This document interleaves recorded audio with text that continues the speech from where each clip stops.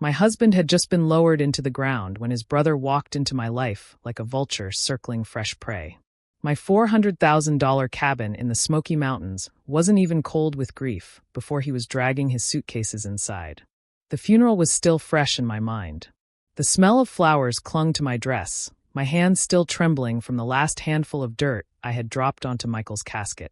I wanted silence, space, and the sound of the wind through the pines to wrap around me like a blanket. Instead, I opened my front door and found Derek standing there with a suitcase in one hand and a smug look on his face. He didn't ask. He didn't pause. He just stepped inside, muttering something about how Michael would have wanted him to have a place to stay. His voice was casual, as if my husband hadn't just died, as if he hadn't been estranged from Michael for years. He tossed his coat onto the arm of the couch like it had always been his. I stood frozen in the doorway, unsure whether to scream or cry. Derek didn't look at me with sympathy, not even pity. It was hunger. He scanned the cabin, his eyes settling on the fireplace, the leather chair Michael used to read in, the wide glass windows opening to the mountains. He looked like a man sizing up a prize he believed belonged to him. I tried to protest, stammering that I needed time alone, that I wasn't ready for company. Derek brushed me off with a laugh. "You shouldn't be alone right now, Claire," he said, his tone smooth but cold. "Michael told me years ago that this place should stay in the family. I'll help you keep it running." His words weren't an offer, they were a claim. The cabin was my sanctuary. Michael had built so much of it with his own hands. The shelves, the deck, even the little stone path that wound down to the creek. Every corner carried his touch. Now it felt invaded, violated. Derek wheeled his suitcase down the hallway, disappearing into the guest room without waiting for permission. I sank into Michael's chair, my body heavy, my heart heavier. I could still hear the echo of dirt hitting the coffin. I could still feel the emptiness of his hand missing in mine. And yet, in the middle of my mourning, I was forced to face this man who had always been trouble, always been selfish. The fire in the hearth crackled, but I couldn't feel its warmth. I only felt trapped. Trapped between my grief for Michael and the rage boiling at Derek's audacity. It was as if the world had decided losing my husband wasn't enough. It wanted to test how much more I, Claire Whitaker, could lose before I broke. It didn't take long for Derek to make himself at home. Within days, the cabin no longer felt like mine. He pushed the couch against another wall, moved the coffee table, and even dragged Michael's favorite chair closer to the fireplace like it belonged to him. I would walk into a room and find my things shifted, my order undone. When I said something, Derek just shrugged and told me it looked better this way. One night, I came home from the store and found strangers sitting in my living room. Derek had invited a couple of his old buddies over without asking me. They had beers in their hands, muddy boots on my rug, and they laughed loudly as if it were some kind of bar instead of my home. I stood there stunned, clutching a bag of groceries, but Derek waved me off like I was being dramatic. "Relax, Claire," he said. "You're too uptight. You need to learn to have fun again." The fridge emptied faster than I could fill it. My wine, my carefully saved steaks, even the jar of jam Michael and I had bought from the farmer's market were gone.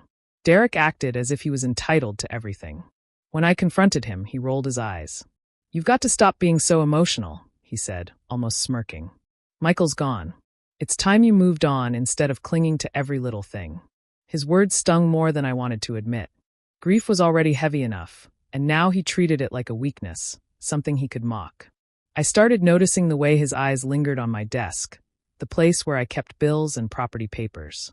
When he thought I wasn't looking, he would pick up envelopes, shuffle through folders, pretending to be casual. The way his hand hesitated on the deed to the cabin told me it wasn't curiosity, it was calculation. One evening, as he sat across from me at the kitchen table, Derek leaned back in his chair and said, almost carelessly, "You know, Michael once told me this cabin should stay in the family. He never wanted outsiders to take it." His eyes flicked to me, waiting for a reaction. I swallowed hard. Michael had never said such a thing to me. He had poured his heart into this place, and we had built our life here together. I was his family. Yet Derek's tone carried a challenge, as if he was daring me to deny it. It was in that moment I began to see the truth. Derek's presence wasn't about grief or helping me through a hard time. He carried resentment, a deep jealousy that had probably festered for years. Every gesture, every careless word, was a reminder that he didn't see me as Michael's wife, or as someone deserving of the cabin. He saw me as an obstacle standing in the way of something he thought should have been his. I finally gathered the strength to drive into town and meet with Michael's lawyer, Harlan Price. The cabin felt like it was shrinking with Derek in it, and I needed answers. Harlan welcomed me into his office, a quiet space filled with books and old wooden furniture. His calm voice was steady as he pulled out the folder holding Michael's will. He read through it carefully, explaining every detail. Michael had left everything to me: the bank accounts, the car, and most importantly, the cabin. My chest tightened as I listened, not out of fear this time, but out of relief. For the first time since Michael's death, I felt like I had solid ground under my feet. The cabin wasn't just my home in practice. It was mine by law. Derek had no claim to it, no matter what he tried to say. I thanked Harlan, but I didn't tell Derek what I had learned. Something inside me told me to keep it to myself, at least for now. If I showed my hand too early, he would only find a way to twist it. I drove back up the mountain with the documents safe in my bag, clinging to the quiet victory I couldn't share. When I returned, Derek was sprawled on the couch, remote in one hand, a half-empty beer in the other. He didn't ask where I'd been. Instead, he started talking about how Michael had once told him the cabin was meant to stay in the Whitaker family. He said it so smoothly, like a memory he had rehearsed, and his eyes searched mine for a reaction. I stayed silent, biting back the urge to tell him I knew the truth. Over the next few days, Derek's behavior grew bolder. He left his boots in the middle of the living room, his jackets draped across chairs, and his shaving kit on the bathroom counter as if he had lived there for years. He even hung his old ball cap on one of the hooks by the door where Michael used to keep his. It was subtle but deliberate, a way of planting himself into the house, weaving himself into its daily rhythm. I watched quietly, noticing every move he made. His things crept into corners that once belonged to Michael, corners that belonged to me. Each object felt like a small invasion, proof that he wasn't just visiting anymore. He was trying to settle in, to rewrite the story of who belonged in that cabin. At night, lying in the bed I had once shared with Michael, I could hear Derek moving about the house, opening doors and drawers like he was searching for something. I would hold my breath, staring at the ceiling, and remind myself of Harlan's words. Everything was mine. The will was clear. Derek could take up space and spin his stories, but the truth sat folded in my bag, waiting for the day I would need to use it. Derek had a way of speaking that cut me down without raising his voice. He would watch me sitting quietly in the evenings, and then he'd say things like, "You don't really understand what Michael wanted, Claire." He talked to me about things he never told you. The words stung, not because I believed them, but because he spoke them with such certainty, as if I'd been blind to my own husband's heart. Whenever I tried to remind him that Michael and I shared everything, Derek would sigh heavily, shake his head, and mutter, "You're too emotional to see straight. Michael wouldn't have wanted you living out here alone. He'd want someone like me around to make sure you're taken care of." The way he said it wasn't kindness, it was control. I found myself lying awake, wondering if I was truly as fragile as Derek made me out to be. The mountains could be lonely, especially at night when the wind howled through the trees and the creaks of the cabin felt louder than ever. Doubt began to creep in, and I hated myself for even letting his words plant seeds in my mind. But every time the fear started to take hold, I would stumble upon something that pulled me back to Michael.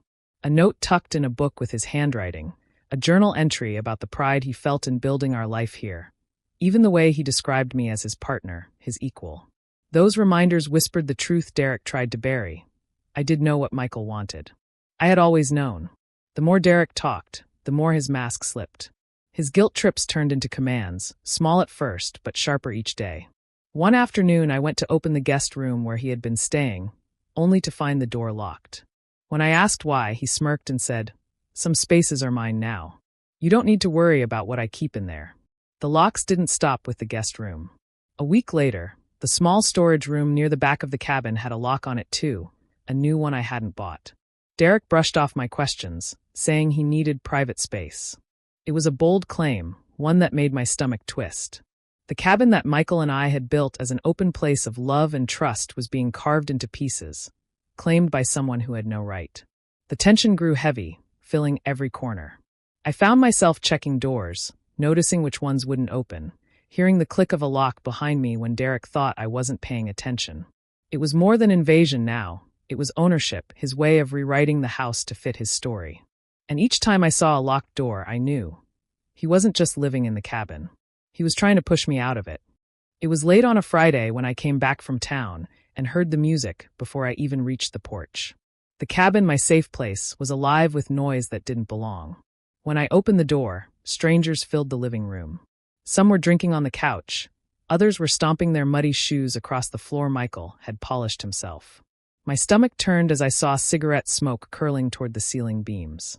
Derek stood in the middle of it all, grinning like a host at his own home. He had a beer in hand and his arm around a man I'd never seen before. He didn't even look ashamed when our eyes met. "Claire, loosen up, it's just a few friends," he called over the blaring music. I felt my face burn. This was the cabin Michael and I had built together, the place where we dreamed about growing old. And now it looked like some roadside bar. I marched over, my voice shaking as I told him to turn the music off and send everyone out. Derek didn't move. Instead, he laughed, a sharp sound that cut right through me. "You're paranoid, Claire. You've been a wreck since Michael died. You're not thinking straight. You should be grateful I'm here, keeping life from swallowing you whole." The words stung, but anger quickly rose up to meet them. "This is my home," I shouted back. "You don't get to trash it or fill it with strangers. You have no right." For a moment, the room went quiet. Derek's face twisted, his voice rising louder than mine. "This place was never meant for you. Michael told me that years ago. You don't deserve it. You never did." His words were so sharp they seemed to echo against the walls. The guests shifted uncomfortably, some of them already slipping toward the door, but Derek didn't notice. His eyes were on me, full of rage. My hands trembled, but I managed to pull my phone from my pocket and press record. He didn't even see me do it. His rant kept spilling out, louder and more hateful, and every word was captured. Inside, something shifted. For weeks I had been letting him stomp over my grief, letting him speak as though I was small and powerless. But in that moment, with his voice booming that I didn't deserve the very home my husband left me, I felt a cold kind of clarity. I didn't argue back anymore. I slipped the phone into my pocket, the recording still running, and let him keep talking. Let him build his own rope. For the first time since Michael's death, I felt a spark of control. When the last of his friends stumbled out the door and the music finally died, I stood in the wreckage of my living room and made a silent promise. I wasn't going to let Derek take anything more from me. Not my home, not my memories, not my future. He thought I was weak, but I was done playing the victim. I needed answers, and I knew there was one person who could give them to me. Michael's old friend, Evan Mallory, had known the brothers since they were kids. I called him and asked if we could meet. We sat across from each other at a small diner in town, the smell of coffee and fried food wrapping around us as he studied my tired face. When I told him what was happening, Evan let out a long sigh. "Claire, I'm not surprised," he said quietly. "Derek has always been jealous of Michael. Ever since we were kids, he couldn't stand the fact that Michael worked hard and actually made something of himself." I leaned in, my hands tight around the coffee mug. Evan lowered his voice. "There was a time years ago when Derek got himself into serious trouble. He was mixed up in some kind of financial mess, fraud, shady deals, that sort of thing. He tried to pull Michael into it, told him it would make them both rich. Michael wanted nothing to do with it, but Derek nearly ruined his reputation. Michael only kept clear by cutting ties with him." The words made my stomach twist. I had known Derek was selfish, but hearing how close he came to destroying Michael's name filled me with a new kind of anger. This wasn't about family or memories of his brother. Derek's sudden push to stay in the cabin wasn't grief at all. It was greed, plain and simple. Evan reached across the table and squeezed my hand. "Michael was proud of what you two built. Don't let Derek rewrite that. He's always been the kind to take, never to earn." Driving back to the cabin, I felt a heavy determination settle over me. The picture of Derek was clear now. He wasn't here to help, and he wasn't here because he missed his brother. He saw the cabin as money, security, maybe even a prize he felt cheated out of. And he thought he could take it from me because I was grieving and alone. But I wasn't alone anymore. I had Michael's will. I had Derek's recorded outburst. And now I had Evan's history, proof that Derek's character had always been rotten. Piece by piece, I was building a case strong enough to protect what Michael left me. That night, I sat at the kitchen table with a notebook, writing everything down. Dates, words Derek had said, the way he moved his belongings into the house as if planting a flag. I made copies of the documents Harlan had given me and tucked them away in safe places. Every action Derek took, I tracked it. Every insult, every move to claim more of the house, I documented it carefully. For weeks, I had felt like I was being pushed into a corner. But now, with the truth in my hands, I was no longer cornered. I was preparing. And Derek had no idea that while he was trying to take control of my home, I was quietly building the means to take it back. I drove back into town to meet Harlan again. His office felt like the only place I could breathe without Derek's shadow hanging over me. I explained how things had gotten worse, and how Derek was planting himself in the cabin, as if it were already his. Harlan listened carefully, then folded his hands on the desk. "Claire," he said, steady and calm, "if you want him out, we have to do this the right way. The law won't move just because he's unpleasant. You'll need evidence. Proof that he's living there without your permission. Proof that he's making threats or interfering with your rights as the owner." The words sat heavy, but they gave me a direction. I wasn't powerless anymore. I had a plan. I thanked Harlan and promised to gather everything I could. Back at the cabin, I began writing things down. Every time Derek brought people over, I noted the date and what they did. Every time he raised his voice at me or mocked me, I kept the words on paper. I even took photos of the mess he left behind, beer bottles stacked by the sink, mud tracked across the wood floors Michael had cared for. Slowly, my notebook grew thicker, each page another piece of proof. Then one evening, I caught him in the act. I had been upstairs folding laundry when I heard the faint scrape of a drawer. I walked softly down the hall and peeked into Michael's study. Derek was bent over the desk, his hand inside the drawer that Michael had always kept locked. In his fist, I saw the edge of a folder he had no right to touch. I froze, watching him sift through papers like a thief searching for treasure. My chest ached with anger, but I didn't step inside. I didn't shout or demand an explanation. Instead, I reached for my phone, lifting it just enough to snap a picture before slipping it back into my pocket. He muttered under his breath, frustrated, and slammed the drawer shut when he didn't find what he wanted. By the time he left the study, I was already upstairs, pretending I hadn't seen a thing. My heart was pounding, but my mind was sharp. That moment told me everything I needed to know. Derek wasn't just freeloading. He was after something, records, deeds, maybe even the cabin's paperwork itself. His greed was eating at him, driving him to dig where he didn't belong. I could have confronted him right there, but I stopped myself. Confrontation was what he expected. He wanted me angry and reckless. Instead, I chose patience. I would let him keep reaching, keep overstepping, keep showing the truth of who he was. Every careless move he made was another stone on the pile I was building. And when the time came, that pile would be too heavy for him to escape. He thought he was clever, but Derek didn't know I was watching him dig his own grave. The tension had been building for weeks, and I finally reached the point where I couldn't keep quiet any longer. One evening, I laid the folder from Harlan on the kitchen table. Michael's will sat inside, clear and undeniable. Derek came in from outside, his boots stomping against the floor, and I looked him straight in the eye. "This ends now," I told him, sliding the paper across the table. "Michael left everything to me. The cabin, the land, all of it. You have no claim here." For a moment, he just stared at the words, his face tightening. Then he laughed, low and sharp, before slamming his fist against the table. "You liar," he snapped. "You've twisted this. Michael never meant for you to keep this place. You're stealing it from his family. You're stealing it from me." His voice grew louder, shaking the air in the cabin. When I tried to walk past him toward the door, he stepped in front of me, blocking the way. His shoulders filled the space, his eyes burning with anger I hadn't seen before. "You're not going to the cops," he hissed. "If you even try, you'll regret it. I won't let you ruin what Michael wanted." His words were sharp, but the menace in his tone froze my blood. I forced myself to stay calm, even as my heart pounded. While he ranted, I slipped my phone from my pocket and sent the photos, recordings, and copies of documents straight to Harlan. My fingers shook as I hit send, but the small click of the button gave me courage. At least someone beyond these walls knew the truth now. Derek's anger only grew.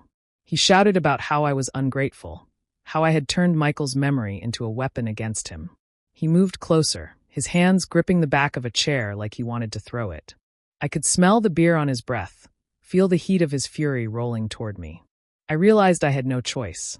My safety was slipping away with each second he stood in front of me. Keeping my phone hidden at my side, I pressed the screen and dialed 911. I whispered just enough for the dispatcher to hear before Derek's yelling drowned everything else out. The cabin that once felt like a sanctuary shook with the sound of his rage. I stood my ground, refusing to flinch even as his shadow loomed over me. Inside, fear clawed at me, but I also felt something stronger pushing through. The steady voice that reminded me I wasn't powerless anymore. The call was already made. Help was already on the way. Derek thought he had trapped me, but this time I wasn't the one cornered. He was. The sound of sirens cut through the night, faint at first and then louder as they climbed the mountain road. Derek paced the living room like a caged animal, muttering curses under his breath, a half-empty bottle swinging from his hand. His face was red, his voice slurred, and when headlights swept across the cabin windows, he spun toward me with wild eyes. "You called them?" he roared, pointing at me as if I'd betrayed him. "You think you can throw me out? This place is mine." His words shook the air, but I stood still, clutching the folder of documents against my chest. The knock on the door was firm, followed by voices calling out. Before Derek could stop me, I opened it wide, letting the two officers step inside. They took one look at Derek, his swaying stance, the bottle dripping onto the floor, and exchanged a glance that said everything. "Sir, we're going to need you to calm down," one officer said. Derek barked a laugh and lifted the bottle like a challenge. "I'm not going anywhere. This house belongs to me. She's stealing it from me." I stepped forward, my hands trembling but steady enough to pass over the folder. "This is my husband's will," I said, my voice clearer than I expected. "It shows the cabin is mine. I also have recordings of him threatening me and proof of his behavior here." The officer flipped through the pages, nodding as I spoke. I handed over my phone as well, showing them the files I had saved. Derek's voice filled the room from the recording, his shouting about how the cabin was never meant for me, his threats, his drunken rage. The words hung in the air like smoke, undeniable. The officers moved in closer. "Sir, you need to come with us," one said firmly. Derek's face twisted with fury, and he slammed the bottle onto the table, splashing beer across the wood. "You can't do this to me," he shouted as they grabbed his arms. "This isn't over, Claire. You hear me? This isn't over." His voice echoed through the cabin as they dragged him out the door, his boots scraping against the floor he had once claimed as his own. The night air swallowed his words, leaving only the crackle of the fire behind. I stood in the middle of the living room, the silence after the chaos pressing against me. My hands were shaking so badly I had to set the folder down on the table before I dropped it. The officers gave me a reassuring nod before leading Derek down the steps and into the waiting car.